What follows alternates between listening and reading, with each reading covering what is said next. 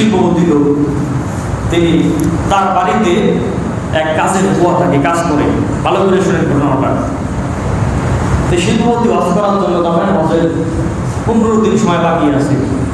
এই সময় এই কাজের বুয়া বলতেছে যে স্যার, আপনি তো হজ করতে যাবেন, আপনার এহরামের কাগজ যেগুলো সব আমার দেন, আমি ভালো করে দিয়ে দিব। তার মনে মনে চিন্তা যে হজে যাইতে পারবো না, অন্তত তার কাগজ দিলে দেওয়া গেলে আমার হাতের ছোঁয়াটা তো মক্কা শরীফ যাবে। হঠাৎ করে একদিন এসে বলতেছে, তার 2 দিন পরে বলতেছে স্যার, আমার ছুটি দেওয়া লাগবে, 2 মাসের ছুটি দেওয়া লাগবে।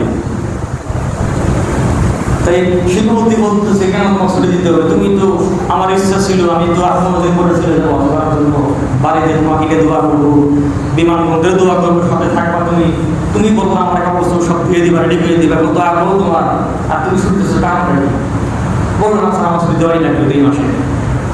তো তিনি মনে করলেন যে গ্রামের বাড়ি হয়তো টাকা জমি এগুলো গন্ডগোল আছে, এই জন্য হয়তো গ্রামে চলে যাবে, ছুটি দিয়ে দিলেন।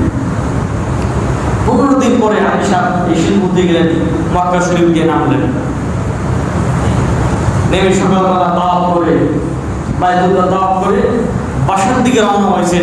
দেখতেছেন সামনে একটা মহিলা আরেকটা মহিলাকে হুইল চেয়ারে ঠেলে নিয়ে যাচ্ছে। এই শিল্পপতি পিছন থেকে যে ঠেলে নিয়ে যাচ্ছে মহিলাটা দেখে মনে হচ্ছে তার বাড়ির কাজের বড় মতো দেখা যায়। তাদের চিন্তা করলেন যে কেবলমাত্র নামলাম, আর এই সময় চোখটা যাচ্ছে মহিলার দিকে, কেমন কথা। তা তিনি বললেন, সর্বপ্রথম আমি সামনে আগিয়ে গেলাম, আগে গিয়ে পিছনের দিকে তাকায় দেখি আমার বাড়ি কাজের বুয়া। আমি বললাম, তুমি? যে হ্যাঁ স্যার আমি। ঘটনা কি, তুমি এখানে কি করে আসলাম? বললো স্যার, আমি আমার কথা না, চলেন সামনের দিকে চলেন, যেহেতু আমি একজনের হুইল চেয়ার ঠেলে যাচ্ছি, তাকে পৌঁছাই দিই, তারপরে বলি।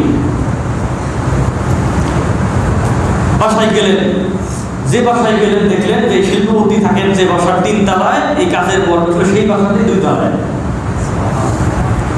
বাসায় ঢুকে মেয়ে আসে, মধ্যে গিয়ে তাকে মহিলাকে ভিতরে হুইল চেয়ার থেকে ভিতরে ঢুকিয়ে দিয়ে লেগে এসে জিজ্ঞেস করে, কবে আসছো? শিল্পপতি জিজ্ঞেস করেন, বর কবে আসছো? বললো 7 দিন হয়ে গেল। আপনি কবে আসলেন? তা আজকে আসলাম। কিভাবে আসলাম? কইছে আমার এলাকার আরেকটা বর থাকে, তিনি আরেকজন ডাক্তারের বসে কাজ করেন। ডাক্তার, স্বামী হচ্ছে ইঞ্জিনিয়ার, বউ হচ্ছে ডাক্তার। এই ডাক্তার মহিলা হজ করার জন্য আসবেন, কিন্তু তার শারীরিক অসুস্থ হজে এই 15 দিন আগে তিনি অসুস্থ হয়ে পড়বেন। ডাক্তার বোর্ড বসে গেল, টাকাওয়ালা মানুষের তো আর অভাব নেই ডাক্তারের। ডাক্তার বোর্ড বসে বলবো যে এই মহিলাকে ডাক্তার নিয়ে আর পাঠানো যাবে না, যদি পাঠানো হয় তিনি আর ফেরত আসবেন না। ইঞ্জিনিয়ার পারেন দিয়ে বউকে বললো যে দেখো, তুমি যদি এবার যাও আর ফিরে বসার বুদ্ধি নেই। বললো আমি তো এটাই চাই, যদি আল্লাহ কবুল করে তো মক্কা শরীফ নিয়ে গেল তাহলে তো আরো ভালো বললো। দেখছেন, বলতে থামানোর জন্য আমার চিন্তা গেছে আরো বেশি।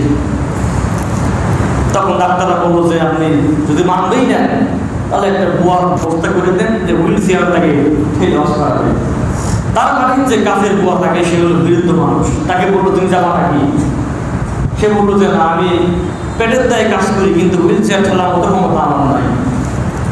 তুমি একটা বুয়ার ব্যবস্থা করে দেবে, তোমার বুঝে আছে নাকি? এরকম বললো যে হ্যাঁ আছে আমার কাছে, আমি কথা বলে দিতে পারি। এই বুয়া কি ওই বুয়াকে বললো যে মক্কা শরীফ যাবি নাকি? সুবহানাল্লাহ বলে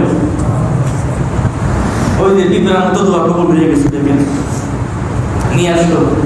ইঞ্জিনিয়ার জিজ্ঞেস করলো পাসপোর্ট আছে নাকি? পাসপোর্ট আবার কি? বুঝে নাকি পাসপোর্ট? ভিসা? ভিসা আবার কি?